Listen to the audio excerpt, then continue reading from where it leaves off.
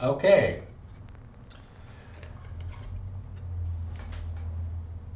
Even the coasters are Antelope. Hello, welcome to Stay at Home with Lars. Not a dream for anybody, I can tell you. I have a couple of things prepared for you, but more than anything, please use the questions in the YouTube chat. Stay at Home with Lars. And not a dream for anybody, I can tell you. I have a couple. So I have been recording video tutorials for film music for Produce Like a Pro. And so I've been in this room and it feels like I've been talking to myself for many, many hours. And the more questions you ask, the more interactive this gets, the more interesting this is for me. And the less it feels like I'm talking to myself. So thank you, Antelope, for having me. And I have a couple of topics comes to developing songs, producing songs. If you have any technical questions, please go in the chat and ask. And I'll talk a little bit about my Antelope gear and how I use it. I'm waiting for the new Zen Tour Synergy Core. And once I have that, I'm gonna do a full session using only the plugins from the interface. And I don't know, maybe I'll do a video or something about this. Maybe I'll start with quickly saying I have the Zen Tour, and I think I was one of the first people to get one. And I was, one of the reasons was the form factor, then the sound. And yeah, I've been using it for a long time. My setup, and if you have, if you know the Produce Like a Pro YouTube channel and you've seen the video, I have a second bedroom set up where I do most of my writing, most of my pre-production, and then I move to either a bigger studio mixing outside, or what I do as well is I use a combination between my speakers, which are the SE Monroe Sonic Eggs, and all kinds of different headphones. And over the time I've been doing this, I kind of have a sound down that works for me here. Nevertheless, the next thing is going to be a little bit of treatment for this room. But going back to the Zen Tour, one of the things that I really liked was it had talkback, and it had studio grade, high-end professional preamps, digital analog and all of this, but in a desktop setup. And because I worked in film and commercials and radio jingles and all of these things, recall is really important to me. So I constantly work on projects where somebody calls me a year later and says, you know what, this happened, for example. For legal reasons, we have to recut these commercials and we have to drop this one word. Can you please render a new file? So the more outboard gear you have, and especially the more cool vintage gear you have, the more difficult it gets to recreate the actual sound of the session if you route a lot of things. So for my film stuff, I've been inside of the box 100%. And so I have no rec here. So for me, having an interface that fits on my desktop and that has talkback was a big deal. My studio here is called Magic Corridor Studio for the simple reason that over there is my corridor, which is also the vocal booth. And so basically this interface was a chance for me to do everything a major studio would do in terms of talkback, routing and all of those, but in a desktop setup. All right, so, and I see the first person on the chat. Greetings to India, Mukund. It's a great pleasure to see you here. And if you haven't checked out his music, he was one of my students, very hardworking, great guy with great music. And I remember, maybe this is a little thing for everybody, I remember we had a session where he scored something and he scored it really beautifully, but it was an indie film.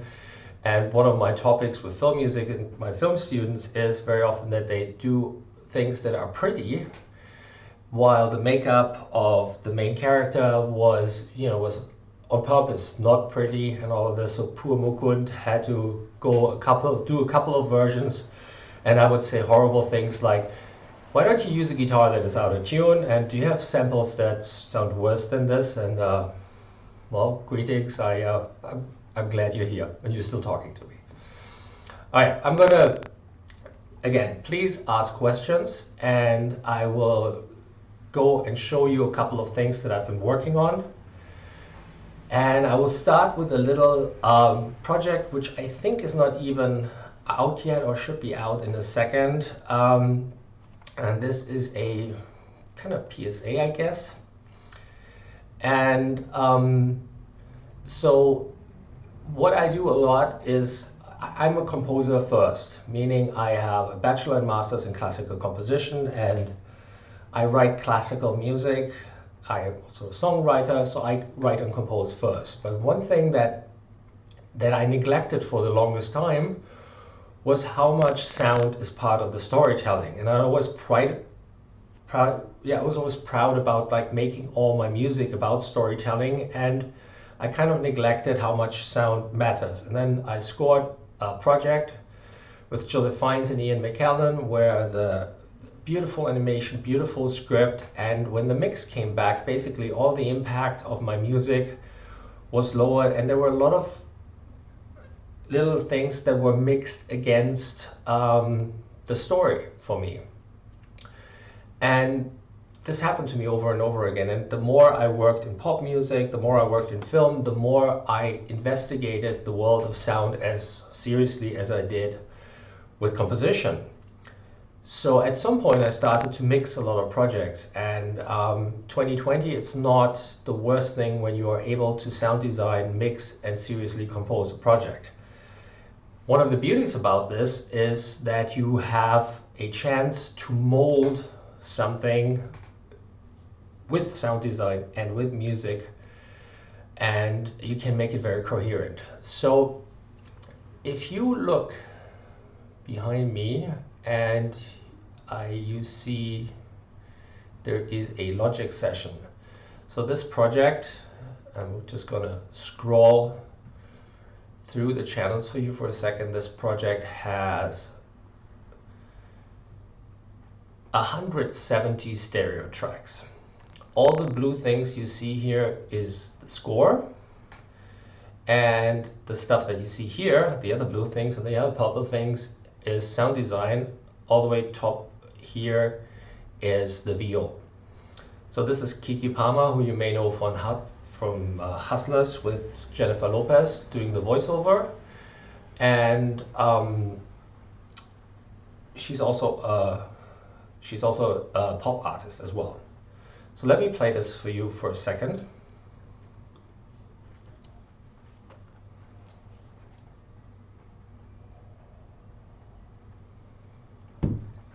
By the way, this is the brand new Mac Pro thinking about what to do when I press play.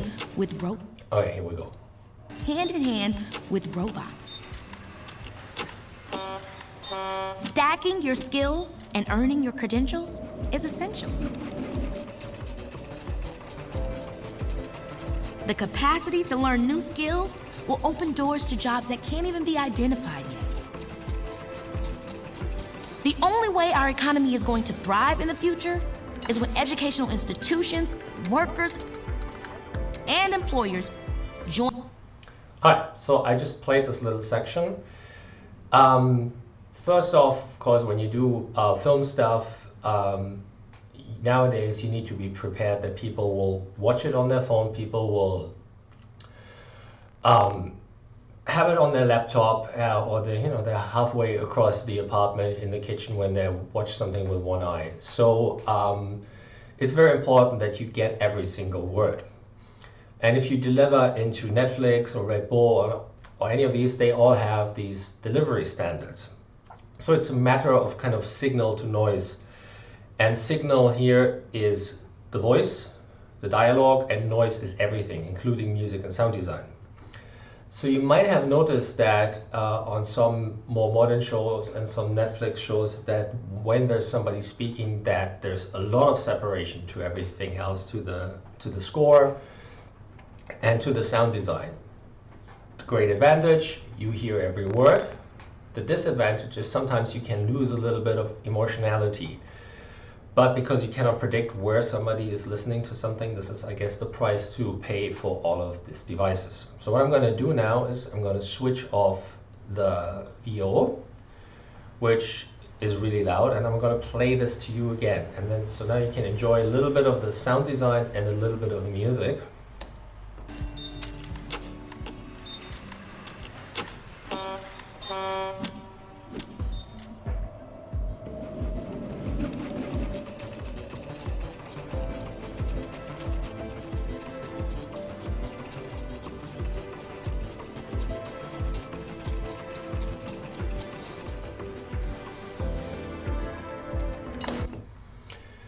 And the way this works, of course, is when we have the voiceover, and you can see the voiceover here.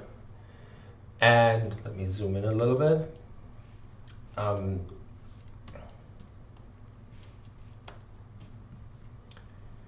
Let me zoom in a little bit. So when you have the voiceover here, we're trying not to step on the voiceover, so anything like a honking truck or anything needs to go in the gaps in between. And then everything else that is happening at the same time she speaks needs to be out of her frequency range, or be compressed low enough, be behind enough reverb. So let me play you the individual elements. So this is all the sound design by itself. And the purple stuff here is technically not sound design, it is the Atmos. So I have 4 levels of city skyline here, just to give some air so it doesn't sound very dry.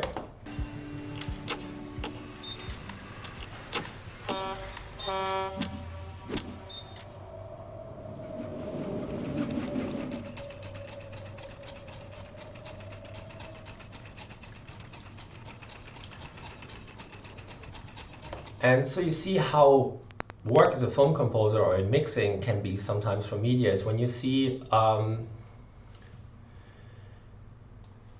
maybe this helps, let me play this again, or a section of this with you seeing the video.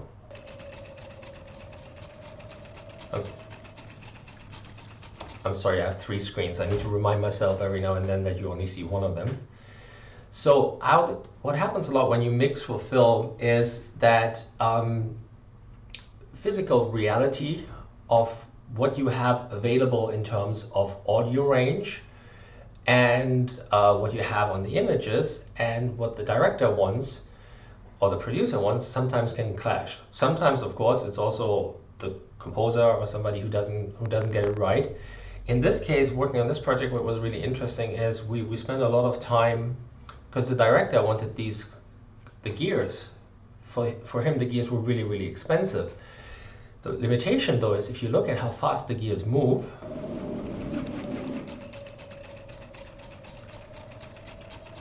so I played every possible and found every possible gear sound, from a drawbridge to whatever, to play to him, because he wanted more weight and he wanted this to be really important. The problem is, because this moves so fast, we couldn't go that big, because if we went bigger, it kind of like jammed our whole sound world, and it sounded really dark and menacing. And so the sound of those gears here is a vital part of the storytelling. Now, to capture this idea of the grinding gears and all of this, the score, of course, needs to do something similar. So this is how I scored this.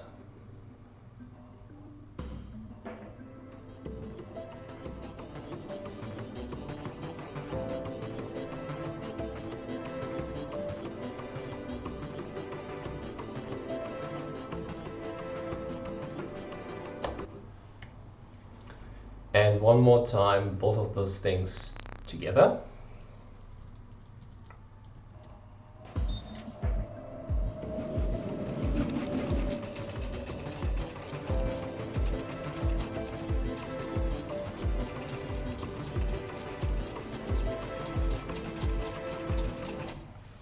So one thing you might notice with this is that while it, and so on. So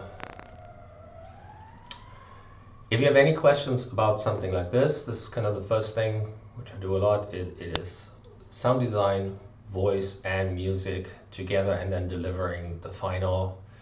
Go ahead and ask questions in the chat. I'm going to look at the chat now and see who's there and see if there's any questions.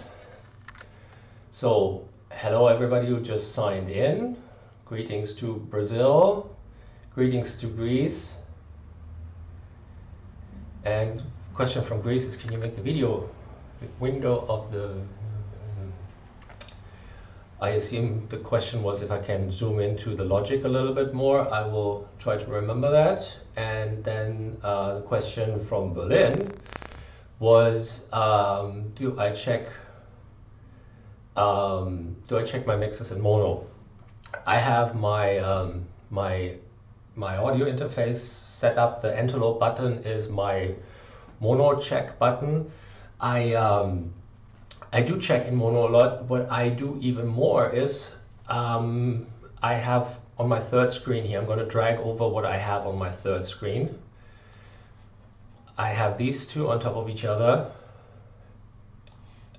a limiter, and then usually my CPU meter here. And so when I play something, I look at the frequency, like here. Learn new skills will open doors to jobs that can't even be identified yet.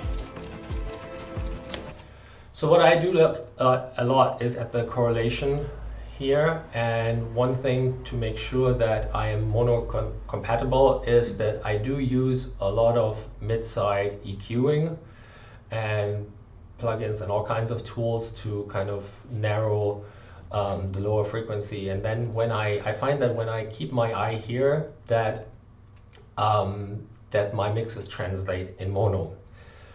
One thing that is really interesting about phase coherence and this is that a lot of very film music friendly, especially dramatic, like subdued but dramatic sounds, like for example a piano, a muffled piano that would be great for an emotional scene, that I find that I gravitate to a lot of these sounds that do have major phasing issues. And I guess part of it is that it cancels out a little bit, and that means the dialogue and the vocal cuts through easier. I don't know if all my ears are just bad, I don't know. But I do use this a lot, and I make sure everything is mono compatible with this. I also do check with the interface. I do work with headphones a lot, so I find sometimes that the headphones are revealing and helpful, and sometimes they're not helpful because I hear issues. And I have this now, I have a mix, I have 4 mixes where I produce the song, and my buddy Irko is mixing, and he sent me a version of one of the tracks, and I listened to it first on headphones, and there was something that really bothered me in the vocal sound, and then I listened to it in the car and it sounded perfectly fine in the car.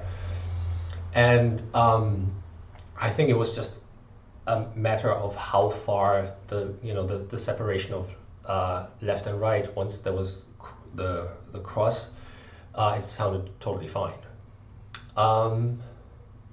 Okay, let me see if there are more questions. Okay, more people from Brazil and the US. Hey, people from Vegas. And and from the Ukraine. Hi, Alex. Thank you for checking in. Yeah, please go ahead and ask questions. I have, because I work in a number of different fields, I can talk about a number of different subjects. And if anybody has specific questions, I will just stop my monologue with myself here and answer the specific questions.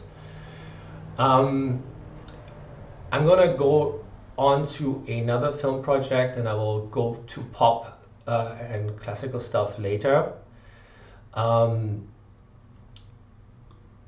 this is something that I think I did 2 years ago. It's a thing called Reinvent Yourself, and it always helps as a composer when your images, when you get like as a film composer, when your images are good, when your images are expressive, it makes your life a lot easier. And one thing I love to do is I like to do edgy things. I like to do things that have, you know, rough edges, and I like to have dissonance. And so when I get images that have a little bit of bite to them, that are a little exciting, my life gets a lot easier and scoring gets a lot easier. So I'm going to just play a little bit of this to you so you get a feeling of what I'm talking about here. And before I go into the logic session, so this is Reinvent Yourself. Invent yourself, and then reinvent yourself. Don't swim in the same slough, and stay out of the clutches of mediocrity. Change your tone and shape so often that they can never categorize you. Reinvigorate yourself and accept what is. But only on the terms that you have invented and reinvented. Be self-taught and reinvent your life because you must. It is your life, and its history and the present belong only to you.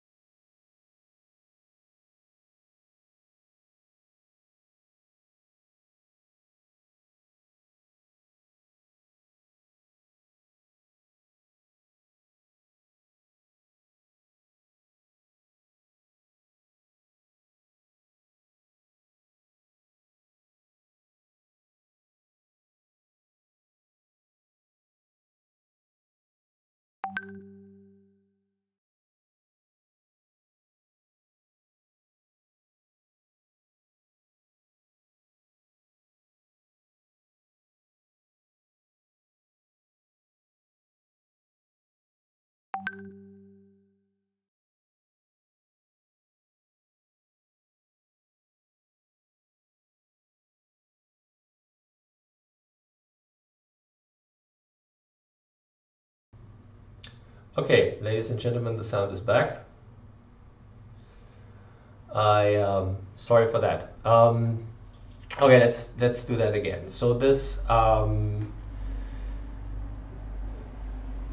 I jumped back a little bit. So I just zoomed into this is the Reinvent Yourself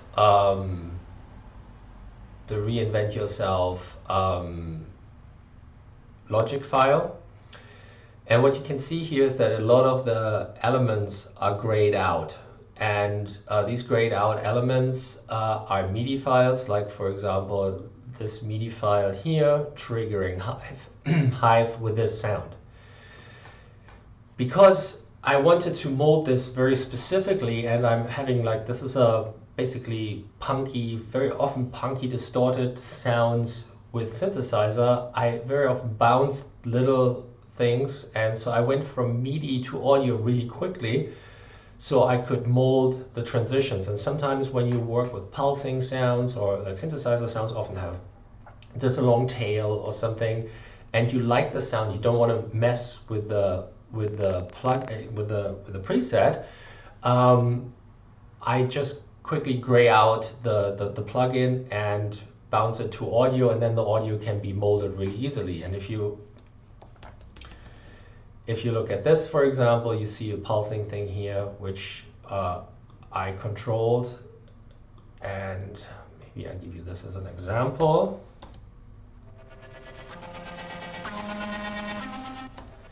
So this is we're flying into the image, and I wanted something that gives us a little bit of this urgency and this energy and this propulsion.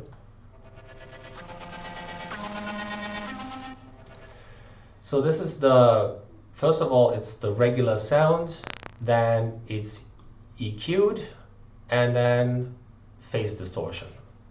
So if I remove the EQ and remove the phase distortion, it sounds like this. And then I have all kinds of other plugins on there.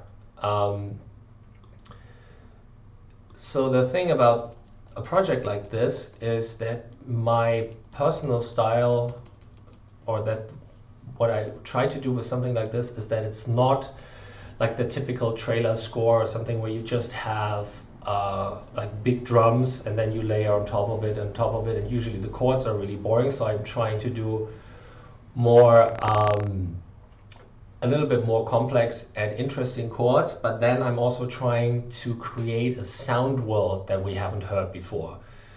So just to give you a little example how weird my sound world often is, I'm gonna play individual sections of this score by themselves. So here is the traditional classical music that is underneath it all.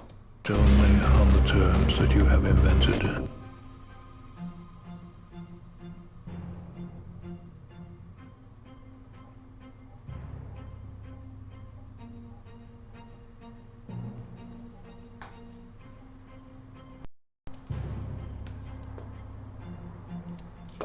So this is very classical samples, and I use polytonality a lot for those composers. But you know what that is for somebody who's playing more in a band who doesn't know what it is. I have two chords on top of each other very often, and a different variation of that is called added resonance, where you have one chord in the bass, and higher up, where your ear is more accustomed to have closer intervals, I might have either just weird notes that I sometimes cannot explain, or I have the second chord up there, or I have extensions up there. So what you hear here is, this is like a friction polytonality on classical instruments, and then I have some of the Hive synthesizer stuff.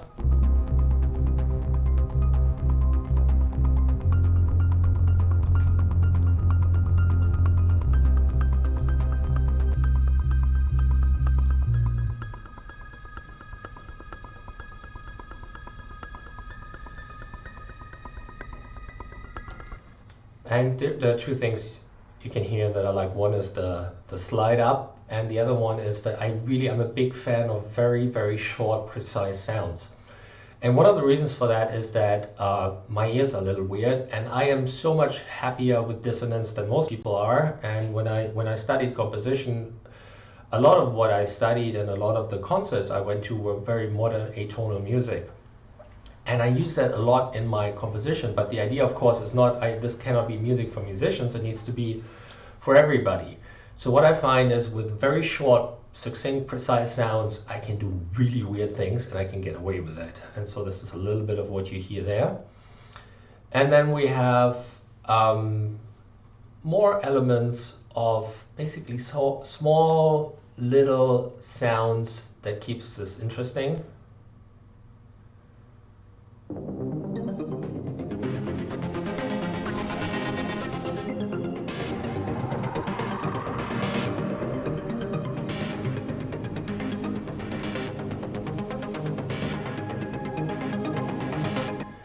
And one of my beef with some electronic music is that that it loses expression and it gets mechanical and it gets very square.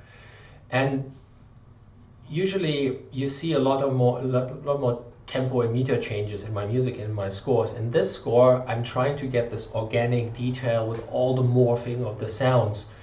And it's basically like you would orchestrate a classical piece of music where you have a solo melody and then maybe picked up by a different instrument, and then you have call and response, you have background, maybe a little bit of percussion just to add some air. I'm emulating the same stuff here but with synthesizers, so that's why there's all this depth and detail. All right, let me see if you have any questions. All right.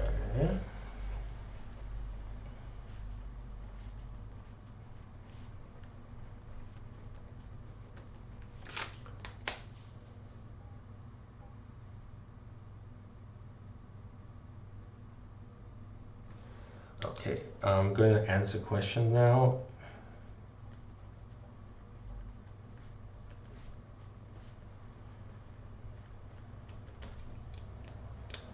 Okay, well, thanks for everybody in the chat. There were 3 questions.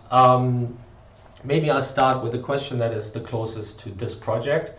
One of the questions was, do I pick the instruments or the composition first? And do I compose into the final instrument, I guess is the question. Are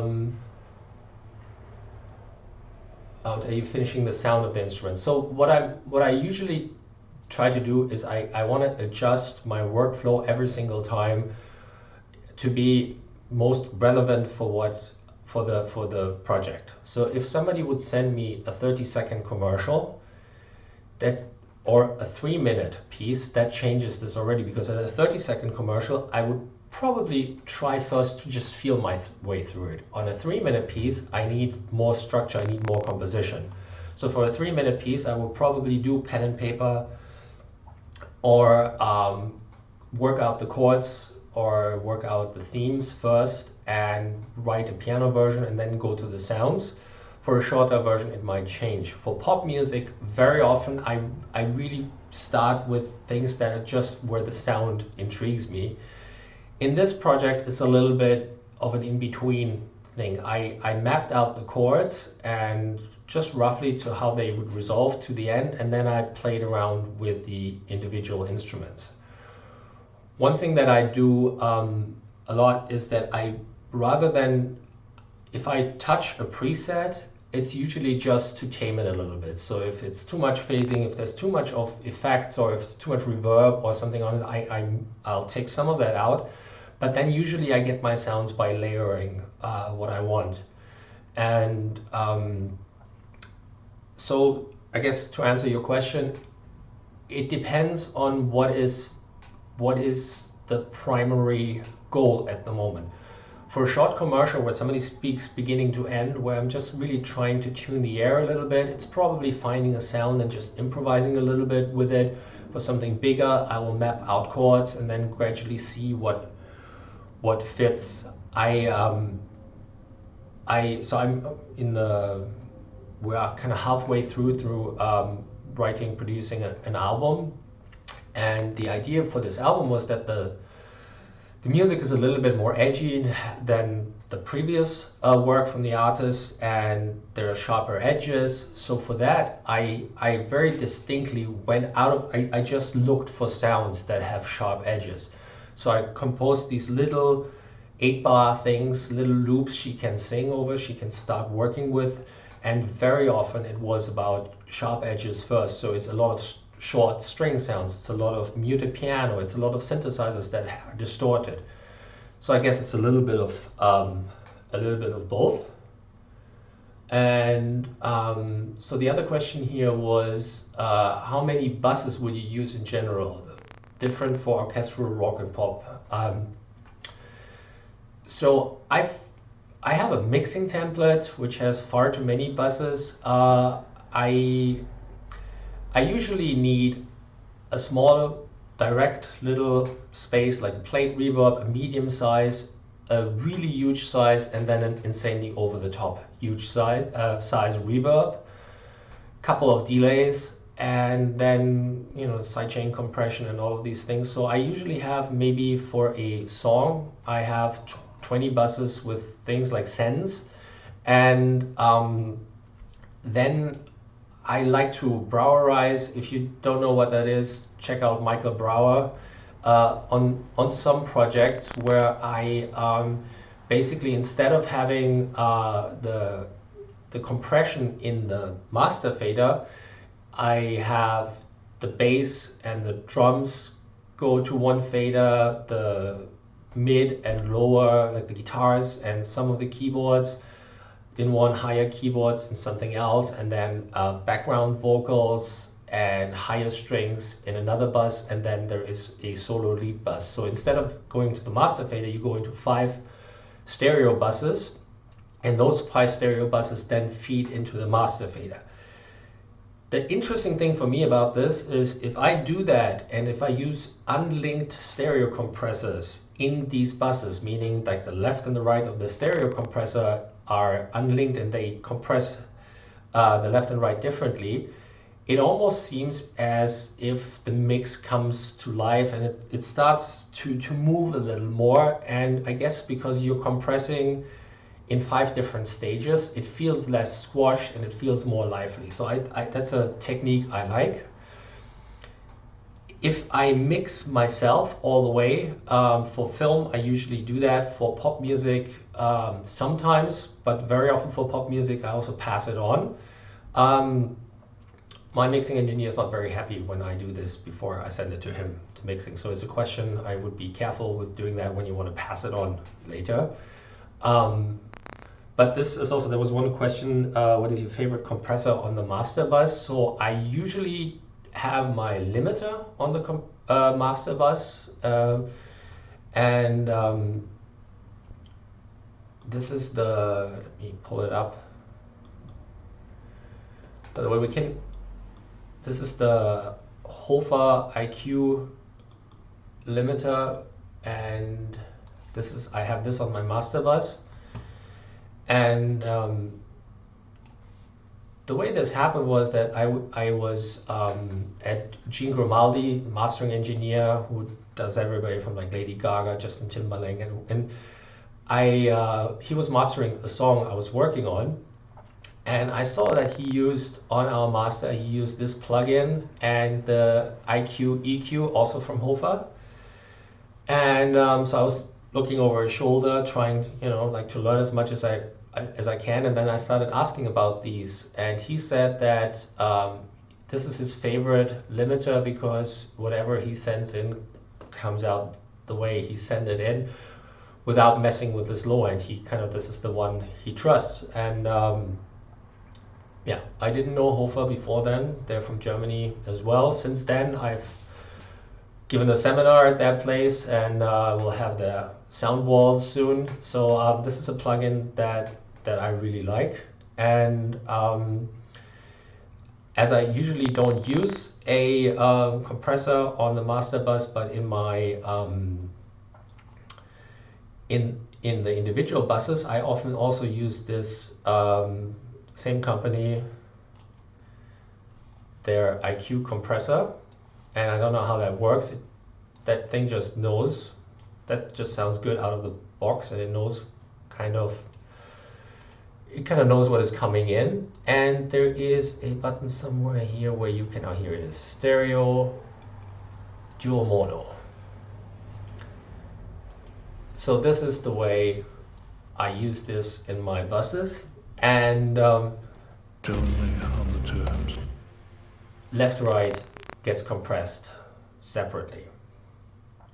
I hope that helped. I hope that answered the question. Let me see what else we have here. So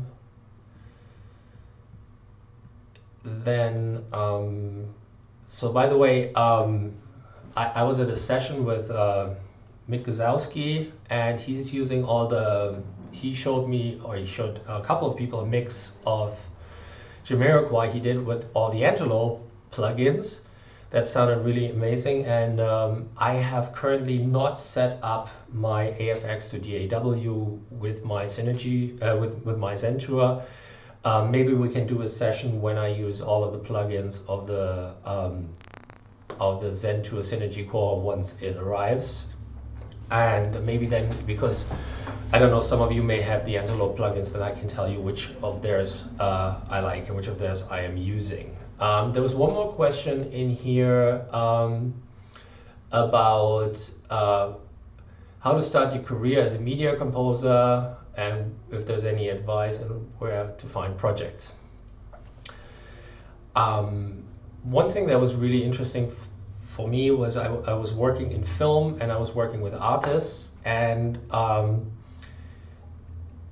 watching artists, how they handle their business, and then comparing to what I do, I could basically, I had a benchmark where I could see from the outside basically the same mistakes I would do from the inside, but like I would do, but because I had to manage, or I was in charge of another career as well, it was very useful to be a little bit more, reflect a little more. So the first thing that anybody who enters music now has to understand is that the current financial situation in music is so bad, and that is outside of what you do and outside of the quality you deliver, that it's an uphill battle in the beginning, and it's an uphill battle for a while.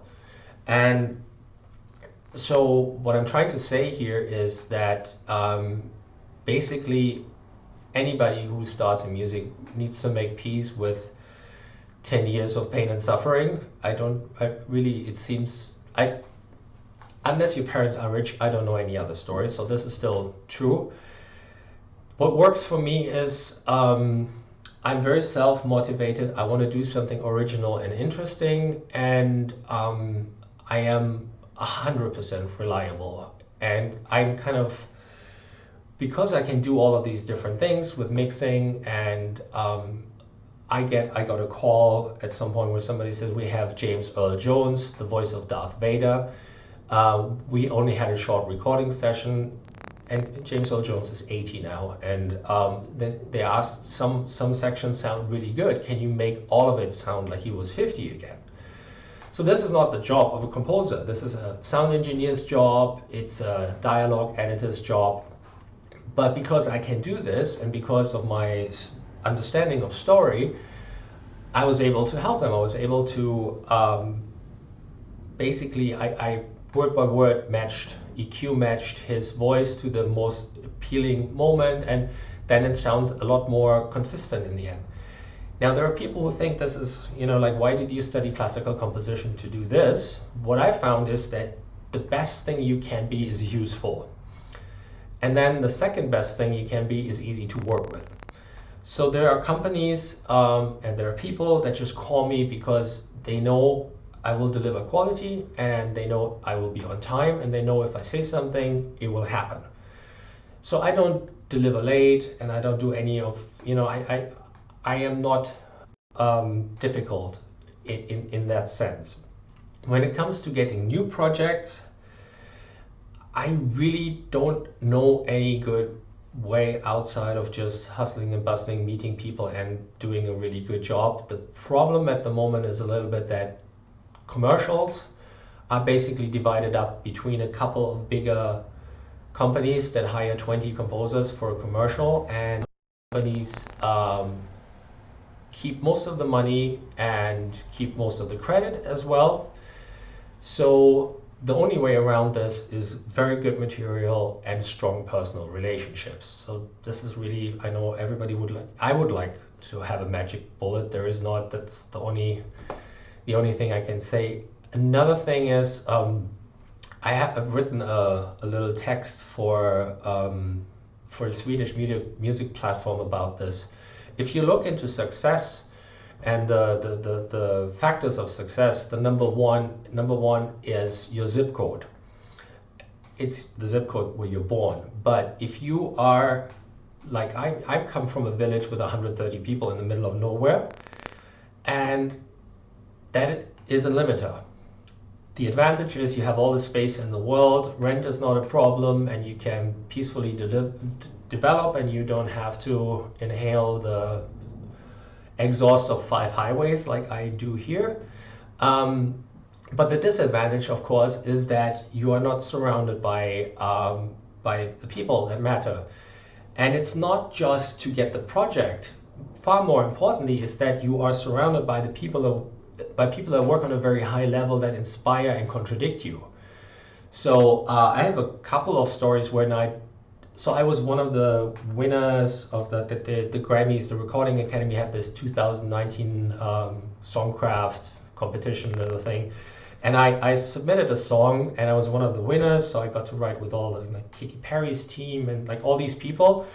And the song that I used for this was a song that I had delivered to my sound engineer, and my sound engineer came back to me and said, like, this is like, I cannot do anything with this because you didn't deliver this and this and this and this. But my sound engineer had worked with Kanye and P. Diddy and all these people, and he would say, you know, this person would have delivered it like this, and then I would have done this. So I needed to go back and basically work on myself to match the standard that he's used to, that, you know, the files that delivered.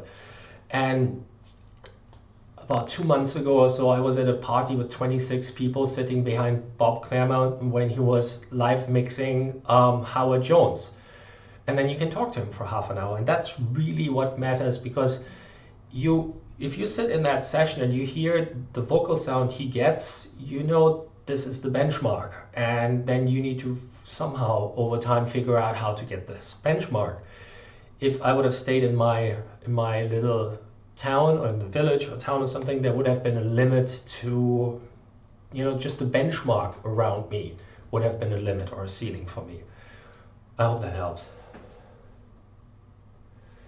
Alright, so then somebody asked, please share your template if possible.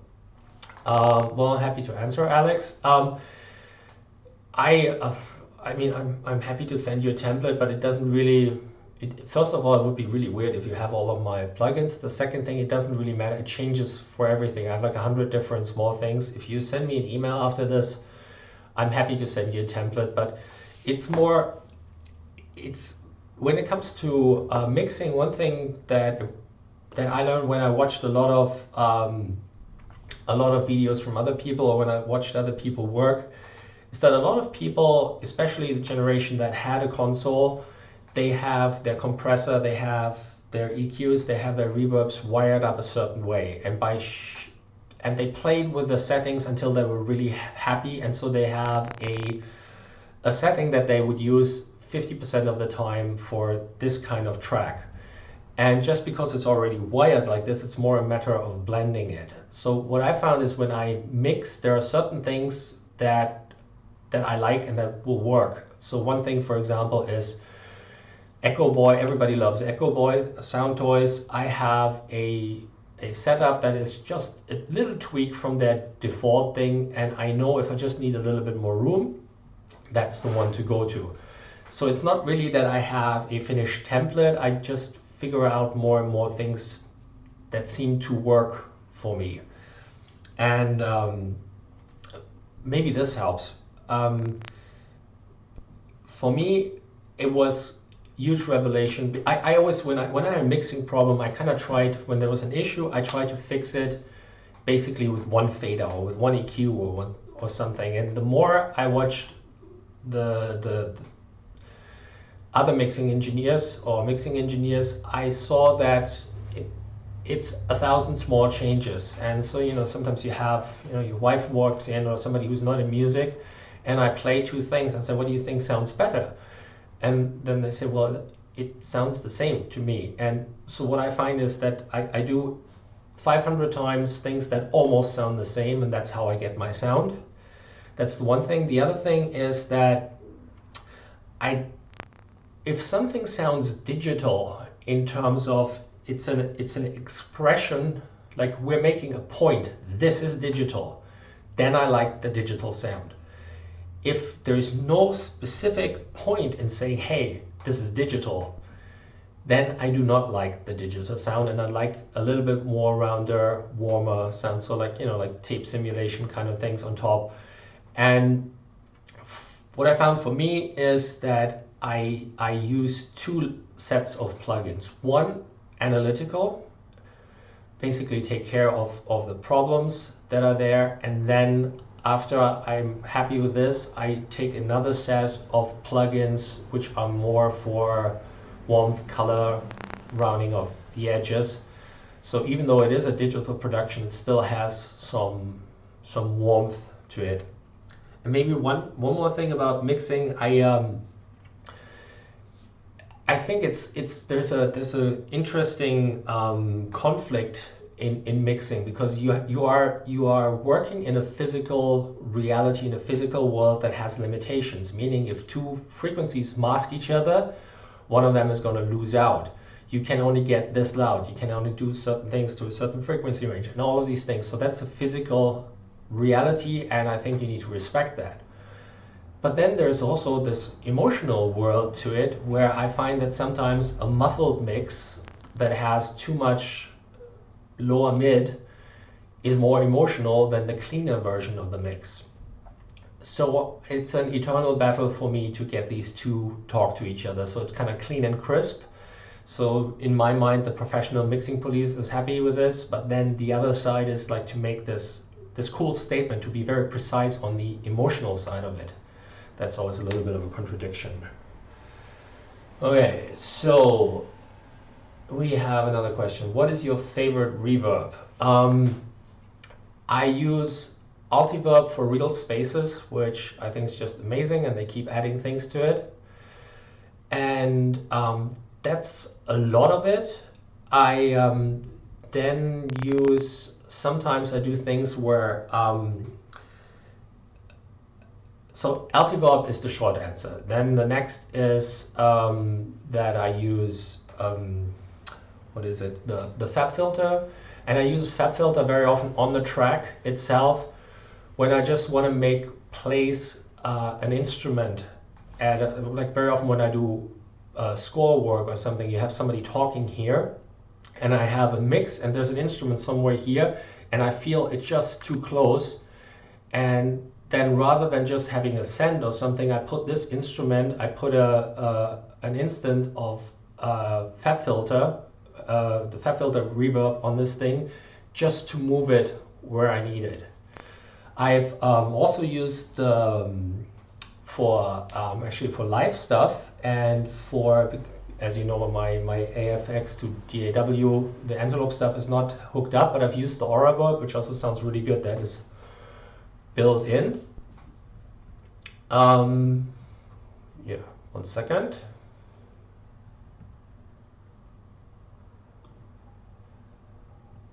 Alright, so I'm going to move on now, and I'm going to talk, if nobody has any other questions, I'm going to talk for a second.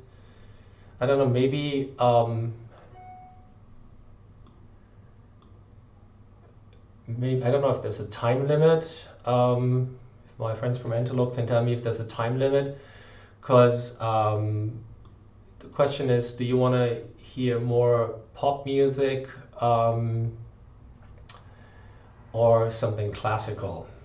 Maybe I'll go into the development of pop for a second, and you know what? I'm just going to quickly show you two things before I go in more questions. So this is a lot of what I do is basically while it is, if it's not composing, if it's mixing or sound design, it's still about an emotional reaction. So this is the 88 Rising Head in the Cloud Festival from 2018. And so if you're into hip hop, the Higher Brothers, Nicki, Rich Brian, and all of these, and they played a festival here in LA. And if you watch it, there's an audience that clearly is having a lot of fun, and there were some issues with the recording. They got most of the actual show, but they didn't get any of the audience.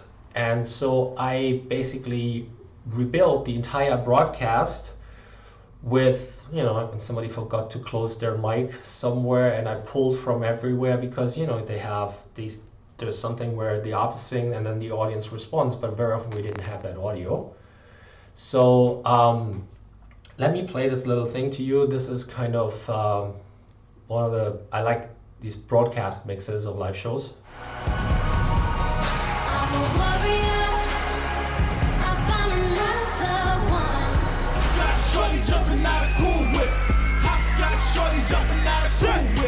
All she wanna do is go crazy. Showed her how to live, such a boom, nothing crazy. Many trying out of break, many trying out of couch, many trying out of walk. I don't give a mother. I'ma pull up with that stick and hit your mother.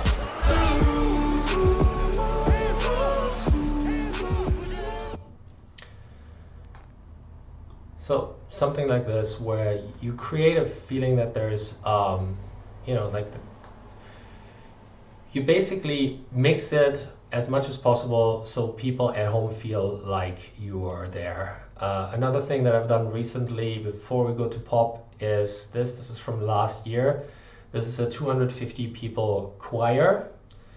And so this is full on classical music, and this is something I love writing classical music and music for choir.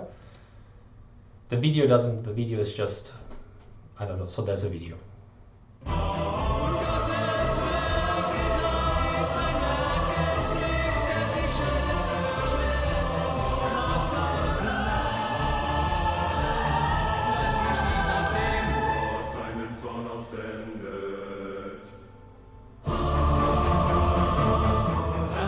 Nachdem Gott seinen Sommer sendet.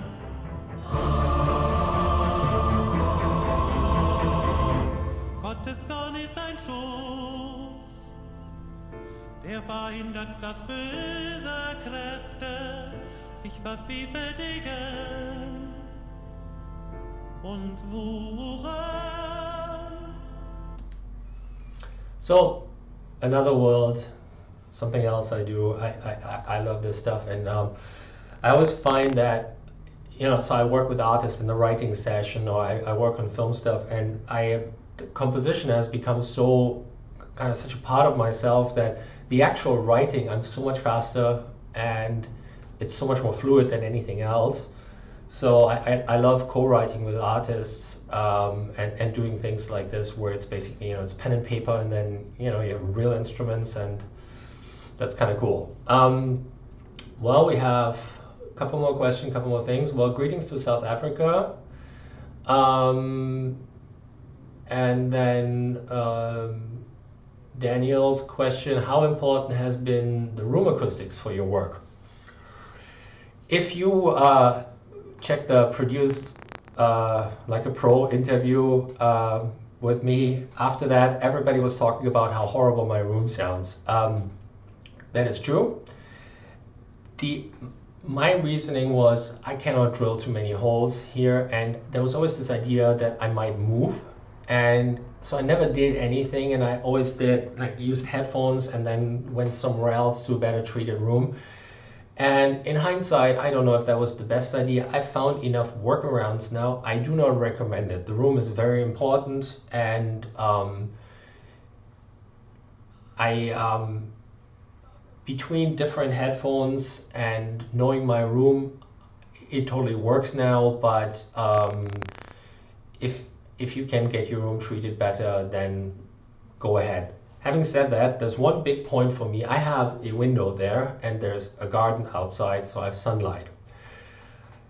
I love music, I love sound. I will not work for longer than a day in a place that has no sunlight, because I just need to live like a normal human being, and I I was at an event with Andrew Sheps, and he was so excited this couple of years ago having a mobile Pro Tools rack, and he said something like, I don't need to be a cave dweller anymore, like I can travel like normal people and work. And so I do like to have the option that I can, walk into my own kitchen there, that I can open a window and I have sunlight. It's not 100% ideal. I have picked out bass traps, I've picked out some treatment, and after the passive bass traps, at some point I will buy active bass traps. And so the room is important. I just know how wrong my room sounds, and so I can work around and plan with that.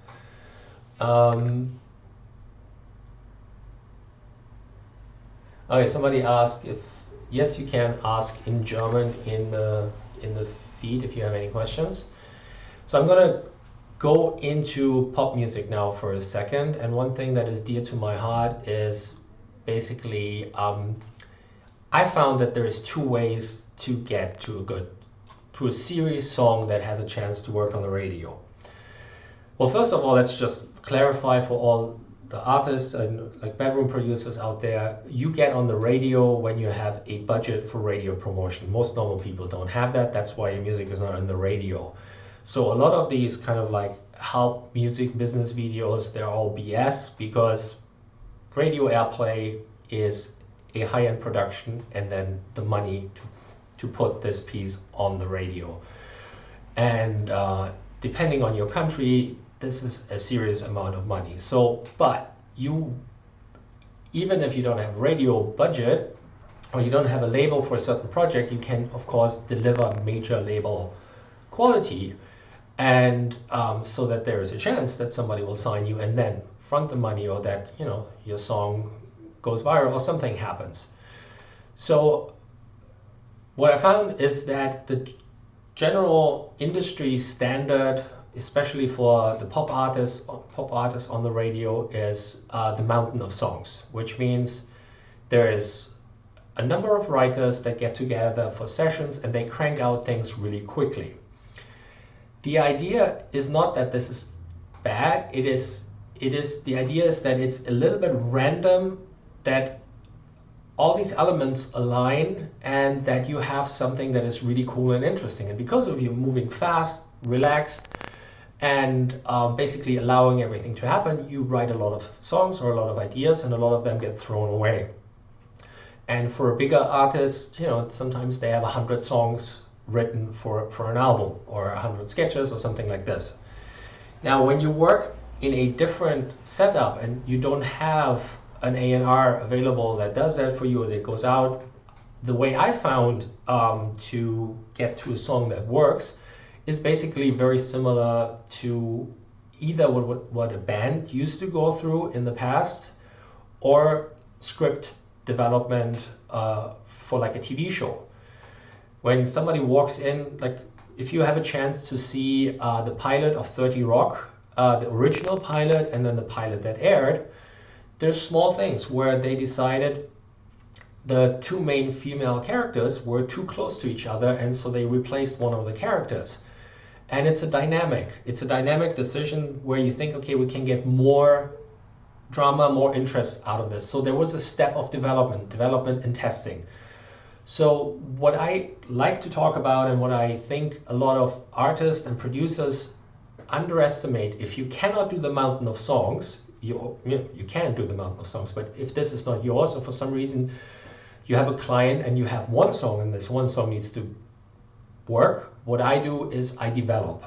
And I'm just going to show you briefly on a couple of examples. So this is a sketch I've written a while back.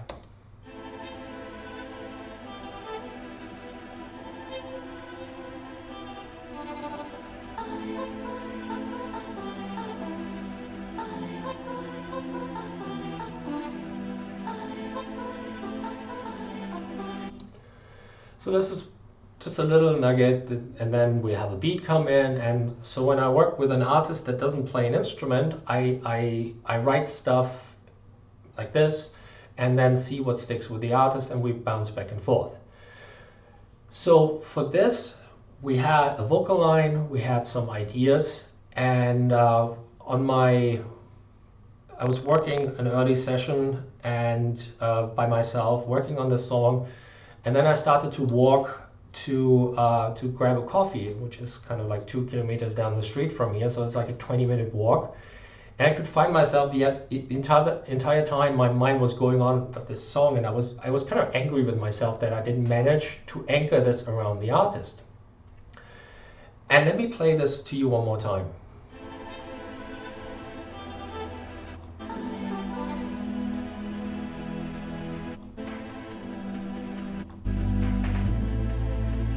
So what you hear here is it's soft, muffled, and round, and kind of warm.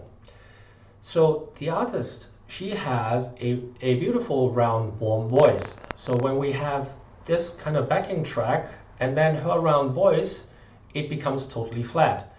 So at some point, walking to that coffee shop, at some point, my mind just went, I have to do the negative of this. I have to do the opposite. So I did this.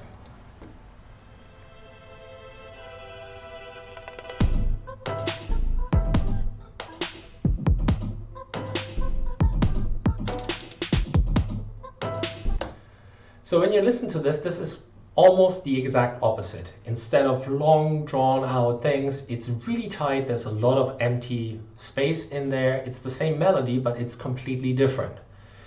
So there is a step of development in there. I took a melody, I took an idea, the artist liked the idea, but then I didn't leave it there. I pushed it to a point where it was what I felt more the best possible version of what it could be. And this is a little preview from an album that will come out at some point later this year. This is the same section, how it will sound. I just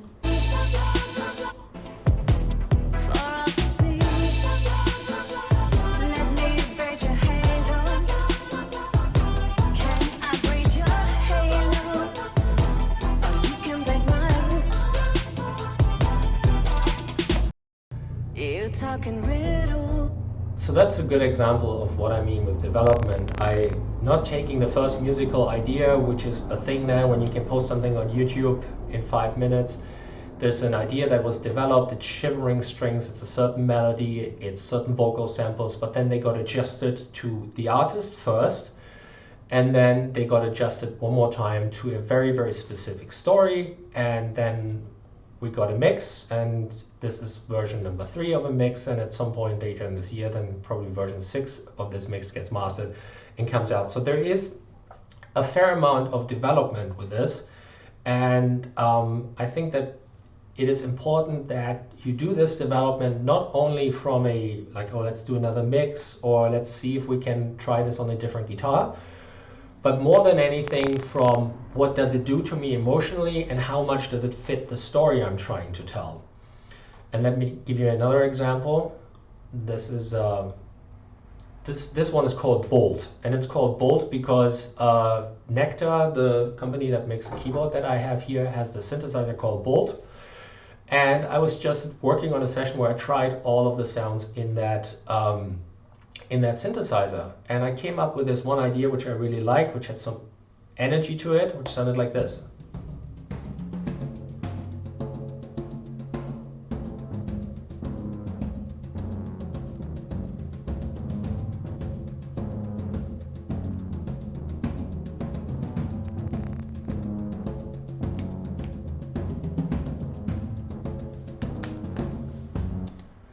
So this is very live, it's also a little bit muffled, but it has this like forward drive.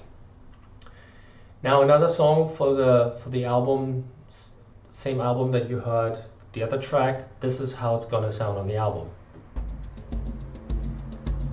Don't start again, we're not friends. We both took and you took more. Now it's time for you to go. Grab your shit and go away. Yes, you lost me, but I found me. In the end, I guess I win. So one thing about this is the chorus is almost like a Vegas kind of party, and it's kind of interesting because the party starts when she gets rid of the guy, which is kind of fun. But the other thing is that when we have this party, and there's later on we have a lot of live percussion and all of this stuff going on, that if I have the song beginning to end, I just have a Vegas song. And there's plenty of Vegas songs, or I have something that just flows in the same, I don't know, same words. So we almost did the opposite of what the initial sketch was. It became really tight, really dry, and really precise, and the vocals were all the way out there. And this is version number 3. My mixing engineer did a really good job with all the other versions, but for me, it didn't work when everything was round and warm and we had these delays and all of these things going on. So we tightened it to have her like right in front of you telling you the story, almost like, you know, almost like Frank Sinatra would tell you the story, and with this featuring the snap a lot stronger, and have the verse really tight, really modern, and then we open up and we have a little marimba and all of these things. So this is all a matter of developing it, meaning the first version, second version, 10th version. And let me play you one more example for this, which is another song I've done last year. So this one I wrote a couple of guitar lines and I mapped out a full song. And I was working with an artist 4 or 5 years ago, and we actually played this live and a number of times. And then at some point, you know, we didn't finish an album, or the song didn't make it. So I used the entire song and passed it around to a couple of people I was working with. And Jade is this artist that came up with a really cool line for this, and she and a co-writer. And so this is what she sent me. My dream started out a nightmare, 'cause I saw it, but I wasn't there. All up in my head, was a little scared, but I knew it was mine, yeah. So I had to take it. Before I made it, I was stuck. Had to wake up, misunderstood. Now I'm feeling good. Yeah, lost, didn't know the cost. Life was a maze, now I'm just amazed. Running wild with destiny. I'm just amazed. There's no telling where I'll be. So turn it up, the radio. I'm on a road going down. So you hear that there's a little bit of space where it slows down, and I mean, this is, you know, like a phone demo, and we don't have the shape as much. There's a lot of good melodies. Some of them we worked on here, some of them she worked on. But when I listened to it, I felt like there's one thing that really works, and for her that was just the bridge. And so I kind of like recut the entire song. And it's always a thing with this, you have to work, there's a chance you do this and the artist just basically starts hating you. But this is a little bit of a recut. So turn that up, the radio. I'm on a road going down, dig it down, down. So DJ, feel the vibe, yeah, come alive. I'm on a ride, down, down, down. Before I made it, I was stuck, had to wake up. And so now this starts with something that is has energy straight away, and I'm not going to play the entire 4 minutes, but because we're starting with the chorus, this is anchored around something. And then this gets developed, it gets mixed. We had another mixing engineer, then I did a mix, and this is the final mix that we used, and this is my mix.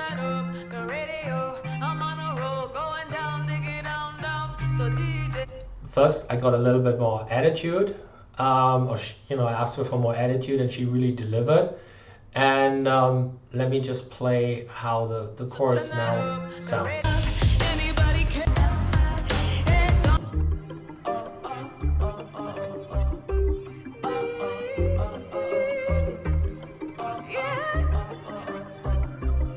So turn that up, the radio. I'm on a roll, going down, dig it down, down. So DJ, feel the vibe, yeah, come alive. I'm on a ride, down, down, down. So turn that up. And I see there's a couple of questions here, or somebody in Japan is going to bed. Thank you for listening. Another question is, do I feel different feelings and emotions when I mix real instruments and voices compared to virtual instruments? How do you deal with that brain shift change? I don't know what the brain shift change is. I think that when you have, I think a piece of music usually has one main focal point. You have like foreground, that's the main focal point, midground, mid and background, and the thing right in front of you needs to be very expressive. So if I have a singer that does a great job, and then we have a couple of background vocals, and all of the rest is electronic, but it's well done, that can be a really cool song. But I think it's still the mixture between the one real element, and so I try to have that one real element. I sometimes, I don't think that every time live instruments are an improvement, and one of the things is when you do an action score and you have the strings play like live strings, it's often so much messier and so much work to make it sound anywhere as close as good as the staccato samples would sound, where for an action score, I'm very happy to just use fake instruments.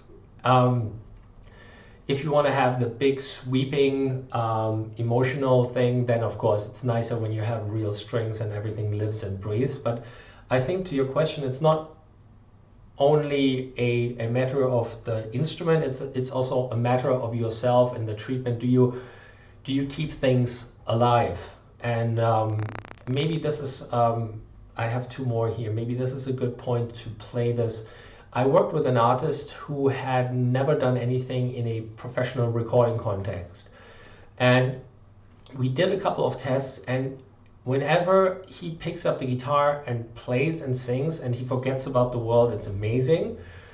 When I give him a click track or anything like this, the emotion dies. So in that case, what we did with him is we mic'd him up in a room really nice with as many microphones as we could for his acoustic guitar, for his voice, and he played the entire album a couple of times. And then I looked into how the little tempo changes are. I beat mapped, I tried all these things, and I layered instruments on top of it. And it was interesting how no string, no fake anything could live around his voice. And what we did there, we kept his intention alive, and all the electronic stuff, even if it would be the best string sample, just seemed to weigh him down. And his timing was so unique and so weird that I had a fantastic drummer just play at home with his stuff in his ear, and he kind of figured out his timing. Not only does he slow down and speed up, he has a very distinct kind of like within the beat weird timing. And so for me it's more, it's kind of alive versus mechanical in a lot of cases. And if you listen to this for a second,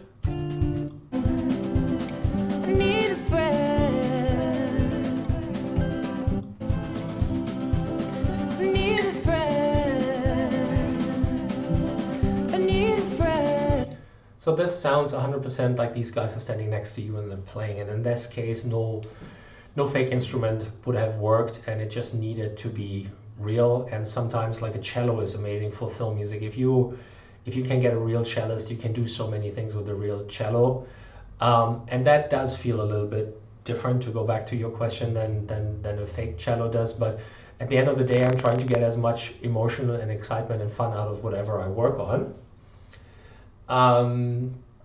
Let me see more questions.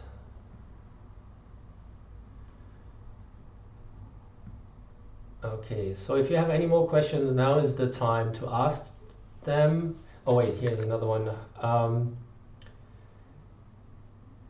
How do you mix a good home vocal to keep it almost a bubble above the mix? Treating a room would be ideal, but mine is a big, large open space. So first of all, for vocals, if you don't have a big baritone or somebody that can project like crazy, blankets and all kinds of other things are absolutely sufficient to isolate the voice. Here the little thing around the microphone, I have that if I do demos, that in an emergency I might be able to put some of the stuff from the demos in the final recording. In my corridor I just have curtains hang from the wall, and I think that if you can get your space a little smaller, that's fine. And then to have the bubble above the mix is more than anything is a masking issue, meaning you need to make sure that where the main frequency of your voice resides in the center of your stereo spectrum, that there's nothing else masking that. And I've said this before, and you know, because gear can be expensive. This is a $7,000 microphone that we got for the artist that I'm working with at the moment, and it sounds really, really good. And there's a preamp with it that sounds really amazing. But at the end of the day, if you have a good $700 microphone and maybe a preamp, and you just know how to take care of the masking, I think then the masking is a very, very important aspect. And if you want to have your voice sound like a 2020 production where it floats a little bit above the mix, I think it's 90% about making sure that there's no other frequencies stepping on what your voice is doing at the moment.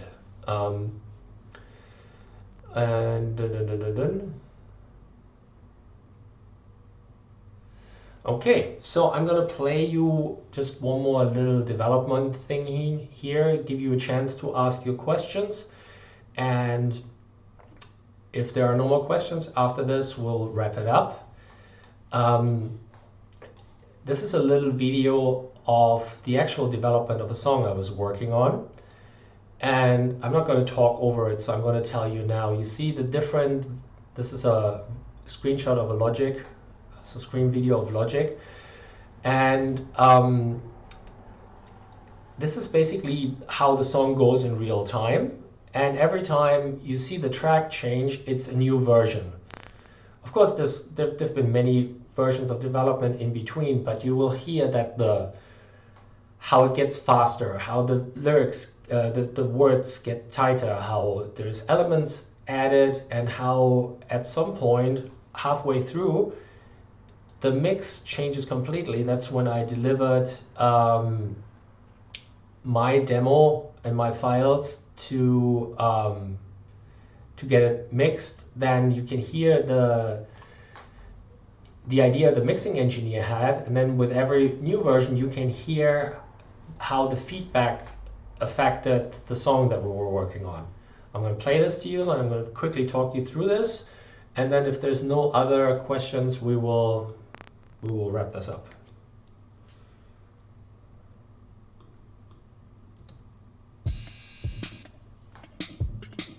Think the answer no. Sorry.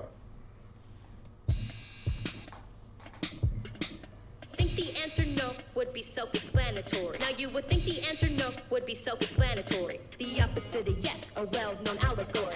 But you would be amazed at how the definition gets twisted, manipulated, completely thrown out the picture. It could be nice if you were real. It could be nice if you don't feel like it's all a game, like we're all the same. It could be nice. I'm hearing what you're saying, but I gotta be honest. Your pickup lines are cheesy and your moves aren't the hottest. Your efforts just are valiant, but really are unwanted. Like a boomerang that keeps on coming back, there's just no stopping it. I don't want your number, I don't wanna see you lumberjack. I'm not that kind of girl, so get it through your thick skull. That this game you think you're winning, that was Rick from the beginning. No kidding, you're not a slayer, you weren't even a player. I know you want a taste of this cheesecake, but I think it'd be better for your sake if you buzz off, cause no means you lumberjack. I'm not that kind of off.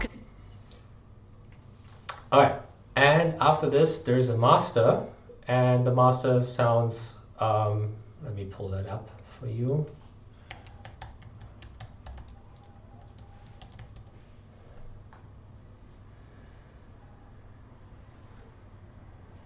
So let me talk you through this while you're just looking for the master. Maybe let me play the master.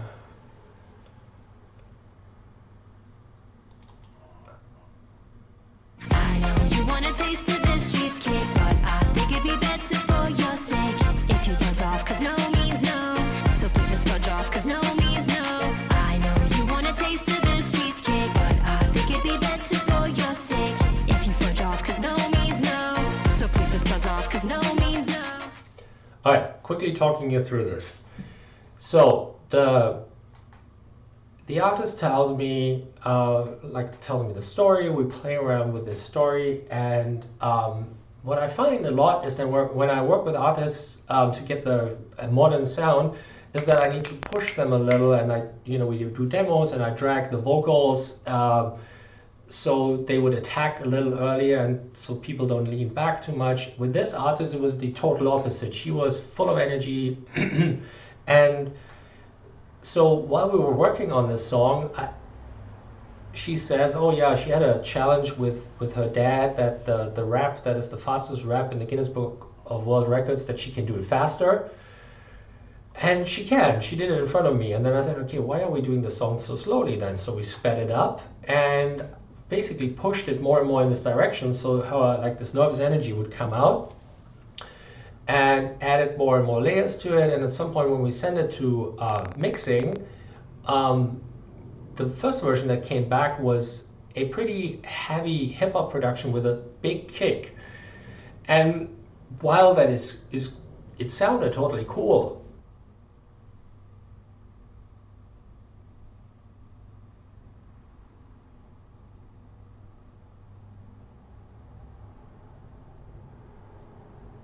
okay, so I've ended the stream before. I've been waiting here. I guess my internet died for a moment or something. In case this stays on there. Thank you very much for listening. I hope I talk to you soon, and have a good one. Bye.